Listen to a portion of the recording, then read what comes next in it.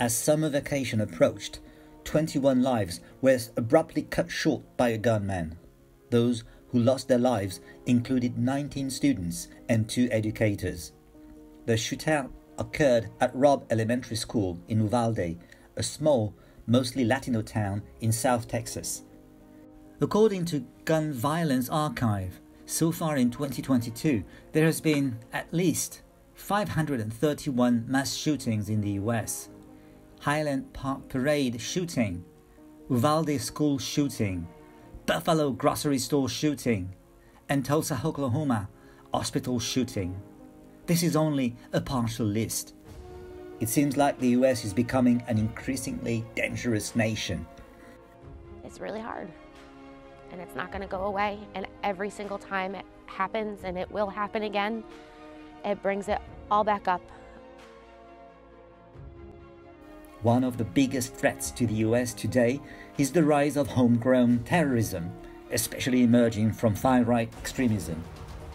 The Capitol attack of 2021 makes this more pronounced. Homeland Security Secretary Alejandro Mayorkas reveals that threats facing the US since 9/11 shifted from foreign terrorism to domestic extremism. I think it is very dangerous, and I think it is very harmful, and it makes us weaker. According to the data from the Center for Strategic and International Studies, CSIS, domestic terrorism incidents have soared in the US, mostly driven by white supremacists, anti-Muslim, and anti-government extremists on the far right. Between 2014 and 2021, the average number of fatalities per year was 31, demonstrating the increasing lethality of terrorism. This is substantially more than the period from 1994 to 2013, when there were only 3 years in which more than 8 individuals were killed in terrorist attacks in the United States. If you look at the situation that has developed over the last decades, you see a deterioration of human rights in the United States. You see all the violence, you see the racial tensions, you see the anti-immigration mood in the official departments and among the population, and you ask. The rise of far-right extremism stems from a strong sense of frustration and an identity crisis among the white people.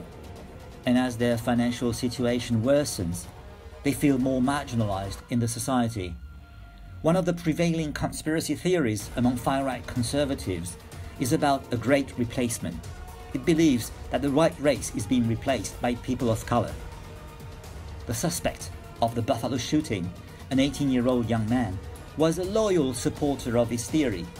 The overwhelming majority of his victims were black. The same thing is true with regard to democracy, and you've seen the dissension and the discontent that has existed in the United States over the last 1 to 2 years, showing that people really are not happy with the situation, with the system as it exists today. The US domestic extremism is a result of drastic economic and structural changes. It is also linked to the US government's endless war on terror. After the 9/11 attack, Washington invested enormous efforts and resources in anti-terrorism wars overseas. This took a heavy toll on the domestic economy. Starting from 2001, the US ratcheted up its military spending. This money could have been spent on domestic infrastructure and improving living standards, but that never happened. In the meantime, America's overseas war on terrorism has deepened the bias of white Americans against the Muslim population. Certainly the overseas involvement of the United States involves a type of propaganda campaign against those people who are not seen as American. So this obviously transfers into the American society as well. So we see increased agitation and racism against people who are considered not to be American, who are living in America at the moment.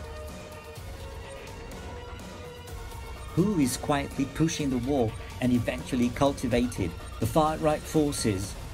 These numbers may give the answer. In 2019, the total sales of the global top 5 aerospace and defense companies, Lockheed Martin, Boeing, Northrop Grumman, Raytheon, and General Dynamics, reached a whopping $166 billion. 12 American firms were on the list of the top 25 global defense companies, representing 61% of global arms sales. Among the $2.3 trillion spent in the war in Afghanistan, around 87% went into the pockets of the top 5 defense contractors. Even in wars in which the US is not directly involved, the biggest gainers are likely to be the US military-industrial complex. The steady flow of US military aid to Ukraine is a case in point. The Biden administration has provided more than $17.5 billion as military assistance for Ukraine. It definitely provides the military-industrial complex further access to medium and long-term revenue streams. I make no apology for that. And the fact is, eventually we will see some benefit in the business over time.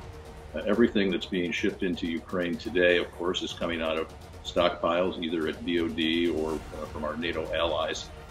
By founding and lobbying members of Congress, American defense contractors have gained tremendous influence in national policymaking.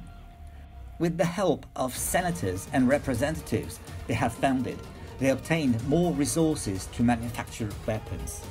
Well, what we see in America is the militarization of the police force. Now, the defence industries are highly involved in this, supplying arms, supplying equipment. So the American military-industrial complex does benefit from increased fears of terrorism domestically within the United States, because this presents another market for them to be able to sell into. The US is turning itself into an imperialist military machine. It creates a hotbed for domestic far-right terrorism, while sowing the seeds for social division and turmoil. People may face a simmering, chronic domestic terror problem, but American citizens don't want trauma to become a way of life.